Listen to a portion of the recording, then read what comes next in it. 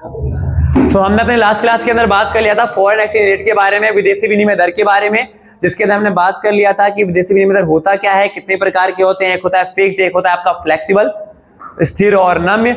आज की जो टॉपिक है हमारा, इसके अंदर हम बात करेंगे कि आखिर मुक्त बाजार में विनिमय दर का निर्धारण, यानी कि determination of exchange rate in free market.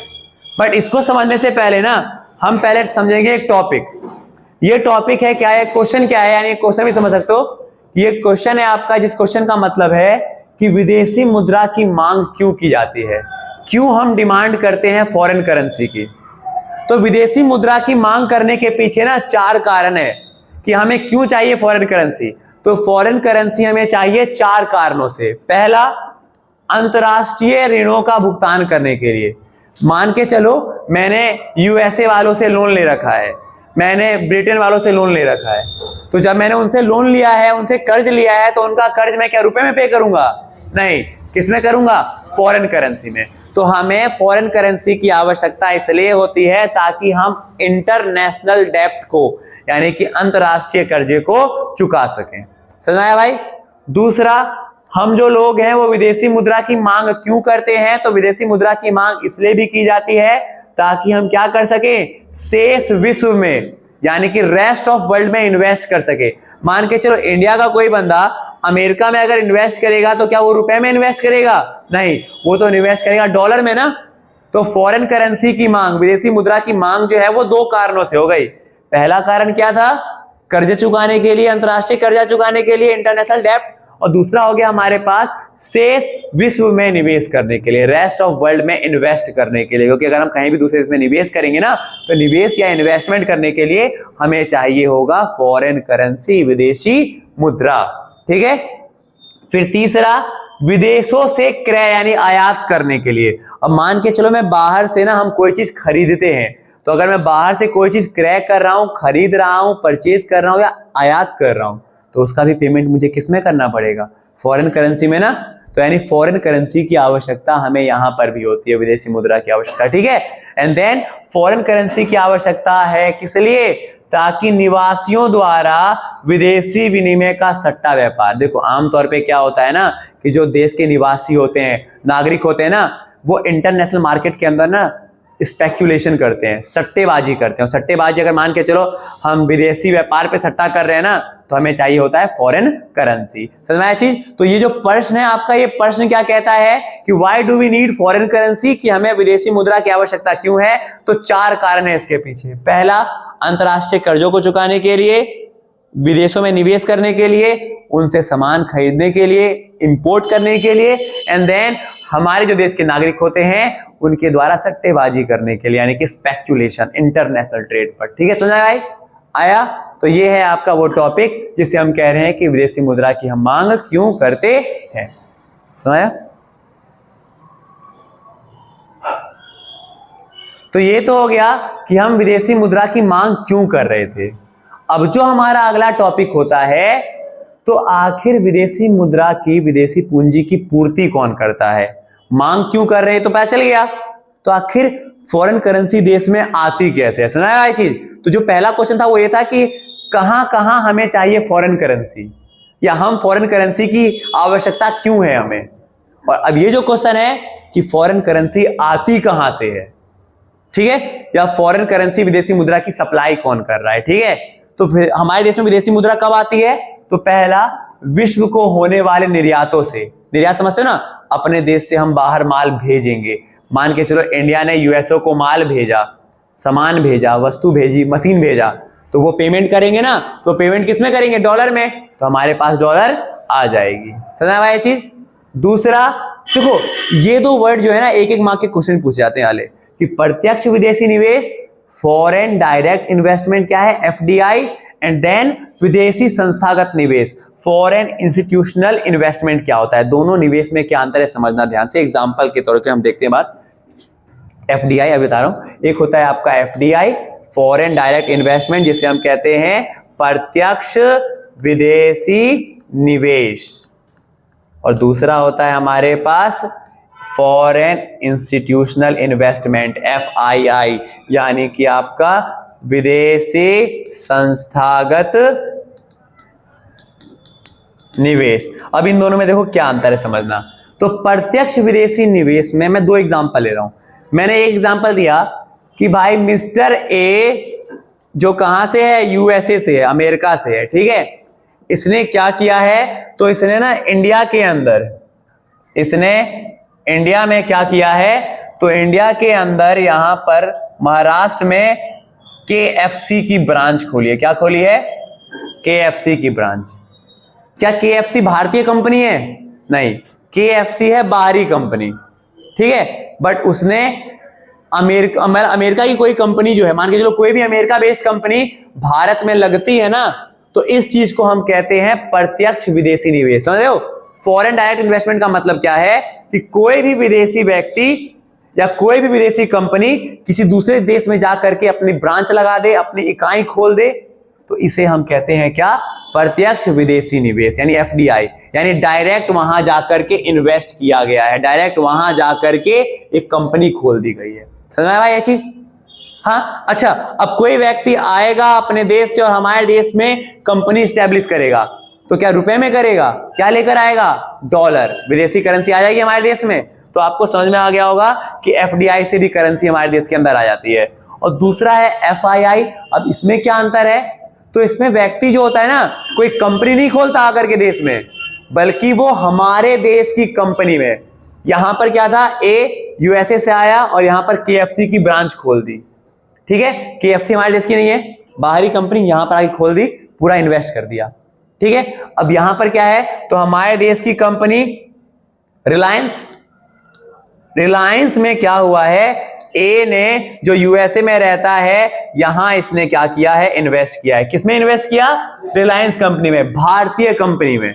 समझे दोनों में अंतर? एफडीआई का मतलब होता है कि बाहरी बंदा आकर के विदेशी सेटअप करता है इंडिया में, और इसमें क्या हो रहा है, बाहरी बंदा विदेशी सेटअप नहीं कर रहा, बल्कि वो भारत में मौजूद किसी इंस्टीट्यूट में क्या कर रहा है, कि संस्था में इन्वेस्ट कर रहा है। इसी को हम कहते हैं एफआईआई। तो चाहे ये करे चाहे ये करे, पैसा तो दोनों लेकर आएगा। वो कौन सा पैसा? Foreign currency. समझ आया चीज भाई? आया? एफडीआई और एफआईआई में क्या अंतर है? इसमें पूरा का पूरा एक बिजनेस सेटअप किया जाएगा इंडिया के अंदर, बट इसमें बिजनेस पहले से इंडिया वाला है, बस पैसे लगाने हैं। समझ आया भाई? हाँ, तो इन दोनों से क्या हो जाएगा, भारत के अंदर विदेशी करेंसी आ जाएगी। तो विदेशी करेंसी कहां कहां से आती है? जब हम बाहर वालों को माल बेचते हैं तब, जब कोई बंदा आकर के फॉरेन डायरेक्ट इन्वेस्टमेंट एफडीआई कर दे, सीधे अपनी कंपनी लगा दे यहां पर, या फिर कोई बाहरी बंदा हमारी कंपनी में आकर के इन्वेस्ट कर दे, ठीक है।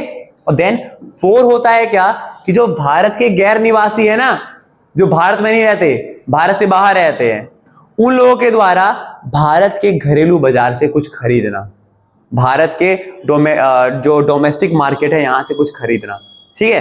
जैसे मान के चलो, जैसे कि हम लोग होते हैं ना, हम लोग जो है वो क्या करते हैं कि चाइना बेस्ड कंपनी अलीबाबा, वहां से कोई चीज हम अगर मंगाएं, अलीबाबा से अगर हम कोई मंगाते हैं चीज, ठीक है, तो ये हो गया कि हम जो लोग हैं ना, वो उनके घरेलू मार्केट से जाकर कुछ खरीद रहे हैं। तो इसे कहते, इससे उनके यहां हमने तो डॉलर, हमने तो किया, हमारे बैंक ने तो किसमें निपटाया होगा, रुपीज में काटे होंगे, बट वो किसमें ले जाएगा पैसा, जो उनकी करेंसी होगी उसमें। समझाया भाई ये चीज? आया?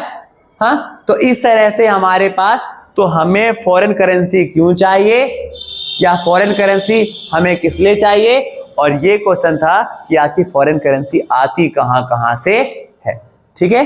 2 टॉपिक क्लियर। नाउ अब जो हमारा टॉपिक होता है वो होता है आपका ये, कि विनिमय की संतुलन दर, इक्विलिब्रियम रेट ऑफ एक्सचेंज क्या होता है, समझना ध्यान से। तो विनिमय की संतुलन दर को हमने पहले भी पढ़ा था, पार रेट ऑफ एक्सचेंज, समता की विनिमय दर। तो देखो, विनिमय की संतुलन दर का मतलब क्या है, कि वह दर जिस दर पर, वह दर या वह रेट जिस रेट पर सप्लाई और डिमांड दोनों क्या होते हैं, बराबर होते हैं, उसी को हम कहते हैं विनिमय की संतुलन दर, यानी the rate at which the demand of currency and the supply of currency equal, ठीक है। यानी वह दर जिस दर पर विदेशी करेंसी या करेंसी की मुद्रा और करेंसी की पूर्ति, सॉरी मांग और पूर्ति दोनों क्या हो, बराबर हो, तो उसे हम कहते हैं ये। अब इसको ग्राफ पे क्या शो करेंगे, तो आप यहां पर देखोगे 3 ग्राफ दे रखे हैं, 3 केस है, R1, R देन R2। आप देखोगे कि यहां पर आर वाले केस में ये डिमांड का ग्राफ और ये सप्लाई का ग्राफ दोनों यहां पे कट कर रहे हैं ना, और जहां ये कट करते हैं यानी वहां पर डिमांड किसके बराबर है, सप्लाई के, मांग और पूर्ति बराबर है। तो ये जो आर है ना हमारा, मान के चलो यहाँ ये जो आर है, यहां पर क्या चल रहा होगा, यहां पर चल रहा होगा $1 बराबर में 80 रुपए, $1 बराबर में 80 रुपए। और ये जो रेट है ये हो जाएगी हमारी कौन सी दर, तो ये हो जाएगी विनिमय की संतुलन दर। यानी इस रेट पर जब मार्केट के अंदर $1 बराबर में 80 रुपए है तो वहां पर डिमांड और सप्लाई दोनों बराबर है। और अगर आप ऊपर वाले दर में देखोगे तो सप्लाई ज्यादा डिमांड कम, सप्लाई का ग्राफ ज्यादा डिमांड का कम। तो यहां पर क्या है कि पूर्ति ज्यादा है, और इस वाले केस में देखोगे तो डिमांड ज्यादा और सप्लाई कम, यानी कि यहां पर मांग ज्यादा है। समझ में आया चीज भाई, डिमांड ज्यादा है, excess demand and excess supply. समझ में आया ये चीज। तो अगर आपसे पूछता है कि भाई विनिमय की संतुलन दर क्या है, तो हम कहेंगे the rate at which the demand and supply of the currency is equal, या वह दर जिस दर पर बाजार में मुद्रा की मांग और पूर्ति बराबर होती है उसे हम कहते हैं विनिमय की संतुलन दर। और आप इसको इस तरीके ग्राफ के द्वारा शो कर सकते हो, जिसमें आपका ना यहाँ पर आप क्या शो करते हो, तो supply and demand of foreign currency यानी विदेशी मुद्रा की मांग और पूर्ति, और यहाँ पर आप क्या शो करते हो, एक्सचेंज रेट यानी कि विनिमय दर की, $1 बराबर में इतना रुपए, $1 बराबर में इतना रुपए। ठीक है, सुनाया। हाँ, यह है विनिमय की संतुलन दर। अब हमारे पास जो टॉपिक होता है, दो टॉपिक है हमारे पास, एक ये है देन एक ये है हमारे पास। ठीक है, इसका छोटा टॉपिक रह जाएगा हमारे पास, जो कल के वीडियो में अपना टॉपिक खत्म हो जाएगा। अब हम बात करते हैं असंतुलन की स्थिति। तो वो तो था विनिमय की संतुलन दर, जब मार्केट में क्या है, संतुलन आता है। वो संतुलन कब होता है, जब डिमांड और सप्लाई बराबर हो, और जिस रेट पे बराबर होते हैं उस दर को हम कहते हैं संतुलन दर, यानी कि इक्विलिब्रियम रेट ऑफ एक्सचेंज। तो असंतुलन की स्थिति में क्या होता है, तो यहां पर ना दो केस हैं आपको पढ़ने। केस 1 क्या है, तो केस 1 ये होता है भारत में अमेरिकी डॉलर की मांग बढ़ना, भारत में अमेरिकी डॉलर की मांग बढ़ना। अच्छा, अब अगर मैं आपसे कहूं कि भाई भारत के अंदर अमेरिकी डॉलर की मांग कब बढ़ेगी, भारत के अंदर अमेरिकी डॉलर की मांग कब बढ़ेगी, जब हम अपनी करेंसी को घटा देंगे। जब हम अपनी करेंसी को क्या कर देंगे, जिसको हमने कहा था डेप्रिसिएशन, क्या किया था, डेप्रिसिएशन यानी कि मूल्यह्रास। यानी कि जब हम क्या करते हैं, देखो ध्यान समझना, पहला है आर, दूसरा है R1। आर पे क्या है कि $1 के बदले कितना रुपए, 50। अब क्या हो गया है R1, $1 के बदले कितना रुपए, 80 रुपए। पहले $1 के बदले मिलता था 50 रुपए, अब $1 के बदले कितना रुपए मिलेगा, 80 रुपए। हमने अपनी वैल्यू डाउन कर दी। अच्छा, यहां पर ना इस चीज को समझने के लिए ध्यान देना कि मांग का मतलब हो रहा है, भारत में अमेरिकी डॉलर की मांग का मतलब है पैसे निकाल लो मार्केट से। मान के चलो अमेरिका के लोगों ने ना भारत के अंदर पैसे क्या किए होंगे, इन्वेस्ट कर रखे होंगे। मान के चलो मिस्टर एलियट फ्रॉम अमेरिका, उसने भारत के अंदर $5 इन्वेस्ट किए। कितने डॉलर इन्वेस्ट किए, $5। वो भी और जब उसने इन्वेस्ट किए थे तो उस समय $5 कितना शो कर रहा था, 50। मतलब $5 का, $1 की मतलब 50। तो अगर अभी उस समय वो निकालता तो उसको कितने मिलते, $1 के 50, तो $5 के 250। बट आज अचानक क्या हुआ है, मार्केट में वैल्यू डाउन हो गई है, $1 के बदले उसे कितना मिल रहा है, वो पैसे निकाल लेगा। तो यानी वो अमेरिकी डॉलर की क्या करेगा, मांग करेगा। समझ में ये चीज मैं क्या कह रहा हूं। अब भारत में अमेरिकी डॉलर की मांग का मतलब ये समझना कि मार्केट से पैसे निकालो, कि मैं अमेरिका का बंदा, मैंने भारत के अंदर पैसे इन्वेस्ट किए थे, मैंने किए थे $1 पे 50 रुपए के हिसाब से, और जैसे मैंने देखा कि $1 80 हो गया, मैं पैसे निकाल लूंगा। तो याद रखना, भारत के अंदर अमेरिकी डॉलर की मांग कब बढ़ती है, भारत के अंदर अमेरिकी डॉलर की मांग तभी बढ़ेगी जब क्या होगा, डेप्रिसिएशन होगा, मूल्यह्रास होगा। समझ आया चीज। अब इसका ग्राफ देखना ध्यान से। पहला ये वाला ग्राफ है, आर वाला ग्राफ। इस वाले ग्राफ पे मैंने कहा ना, यहाँ पे क्या है, $1 बराबर में कितना रुपए है, 50 रुपए। तो आप देख रहे हो इस केस के अंदर कि भाई यहाँ पे डिमांड मान के चलो हो रहा होगा कितने डॉलर का, $10 का। कितने डॉलर का, $10 का। पर जैसे ही हमने करेंसी की वैल्यू डाउन कर दी, ऊपर कर दिया, $1 बराबर में कितना कर दिया आपका, 80 रुपए। कितना कर दिया, 80 रुपए। ठीक है, तो इससे क्या हो गया, डिमांड क्या हो गई, बढ़ गई ना। देखो डिमांड बढ़ रही है, क्या हो रहा है, डिमांड जो है आपकी क्या हो गई है, बढ़ गई। ठीक है, तो भारत के अंदर, तो ये चित्र बनाना है आपको, भारत के अंदर अमेरिकी डॉलर का मांग तब बढ़ता है जब हम अपनी वैल्यू को डाउन करते हैं, अपनी करेंसी को घटाते हैं। ठीक है भाई, आया। हाँ, इसको आप ऐसे ग्राफ के द्वारा शो करोगे, एग्जाम्पल इस तरीके से, ठीक है। आया। तो हम ये भी कह सकते हैं कि अगर भारत के अंदर ना मूल्य ह्रास होता है, पैसों की मूल्य ह्रास होता है, लोग सरकार अपनी करेंसी डाउन कर रही है, तो उसका क्या नतीजा निकलेगा कि अमेरिकी डॉलर की मांग बढ़ जाएगी। और इसको समझने के लिए सबसे अच्छा दिमाग लगाना कि भाई पैसे निकालना, करेंसी की वैल्यू डाउन हुई, चलो पैसे निकाल लो, मांग बढ़ रही है। अब वहीं पर अगला जो टॉपिक होता है हमारा वो होता है, अगला केस वो होता है अमेरिकी डॉलर की पूर्ति। अमेरिकी डॉलर की पूर्ति यानी यहां पर पैसे निकालेंगे नहीं बल्कि जमा करेंगे, निकालेंगे नहीं बल्कि क्या करेंगे, जमा करेंगे। अब ये समझना कैसे, फिर वही केस है मैंने कहा। अच्छा देखो, जैसे मैंने कहा ना कि निकालते कब है, मांग कब करेंगे, जब वैल्यू घट जाए, तो जमा कब करेंगे, जब वैल्यू बढ़ जाए, यानी कि जब होता है एप्रिसिएशन, यानी कि मूल्य वृद्धि। और मैंने बताया था मूल्य वृद्धि का मतलब क्या है, तो मूल्य वृद्धि का मतलब यहां देख पा रहे होगे कि पहले था $1 बराबर में 50 रुपए, अब $1 बराबर में कितना कर दिया मैंने, 40। मैंने अपनी करेंसी को स्ट्रॉन्ग कर दिया, देश की करेंसी स्ट्रॉन्ग हो गई है। पहले $1 के बदले अमेरिका वाले कितना ले जाते थे, 50, अब कितना ले जाएंगे, 40। हमने अपनी करेंसी स्ट्रॉन्ग कर दी। अच्छा बताओ, पहले जैसे मान को वो एग्जांपल ले रहा हूं कि मिस्टर एलियट फ्रॉम यूएसए, उन्होंने इन्वेस्ट किए भारत के अंदर $5, कितने रुपए में, 50 रुपए में, ठीक है। तो क्या आज जो वैल्यू 40 हो गई तो क्या वो पैसे निकालेगा, नहीं, उसको तो नुकसान हो जाएगा 10 रुपए का। तो अभी वो नहीं निकालेगा बल्कि वो और जमा करेगा कि चलो भाई और डाल देते हैं पैसे, कल को मार्केट बढ़ेगा तो मुझे और ज्यादा फायदा है। सुना है चीज भाई, हाँ। तो ये ठीक वैसे ट्रेडिंग जैसे होती है, मार्केट डाउन हो गया चलो पैसे डालो उसके अंदर, कल को बढ़ेगा तो पैसे निकाल लेंगे। समझा भाई ये चीज। तो यहां पर इसलिए मैंने कहा ना, इस चीज को समझना है तो आप इसको समझो ट्रेडिंग के तरीके से कि मार्केट डाउन हुआ है अमेरिका वालों के लिए, तो पैसे जमा करेंगे, और वहां पर मार्केट बढ़ गया था तो उन्होंने पैसे निकाल लिए थे। समझा है चीज। और यहां पर अगर आप देखोगे तो यहाँ पे डिमांड नहीं बढ़ेगी, यहाँ पे सप्लाई बढ़ जाएगी। क्या बढ़ेगी, सप्लाई। कैसे देखो, पहले मान के चलो ये जो आर है मेरा, ये आर है $1 बराबर में 50 रुपए, तो डिमांड होती थी मान के चलो कितने डॉलर की, सॉरी सप्लाई होती थी कितने डॉलर की, 10 की। और अब जैसे $1 बराबर में कितना हो गया, 40 हो गया, तो अब सप्लाई कितने की हो रही है, 20 की। देखो सप्लाई यहां था, अब सप्लाई यहां आ गया, तो यहां पे सप्लाई बढ़ता है। तो याद रखना, पूर्ति तब बढ़ती है जब मूल्य वृद्धि हो, और डिमांड तब बढ़ता है जब मूल्य घट जाए, डेप्रिसिएशन। सुना है जी भाई, आया, ठीक है। तो हमारे पास जो था ना वो इस वीडियो के अंदर इतना ही था। अब इसके अंदर जो टॉपिक रह गया वो एक रह गया फॉरेन एक्सचेंज मार्केट, और एक आपका रह गया है फ्लोटेशन करके कुछ, ठीक है। 2 टॉपिक रह गए जो नेक्स्ट वीडियो हमारा कंप्लीट हो जाएगा इस चैप्टर, ठीक है। उसके हमारे पास बस एक ही चैप्टर रहेगा इस चैप्टर के अंदर, जो रहेगा वो आपका BOP, बैलेंस ऑफ पेमेंट, भुगतान से, ठीक है। तो आज के लिए इस वीडियो को यहीं पे खत्म कर देते हैं, ठीक है।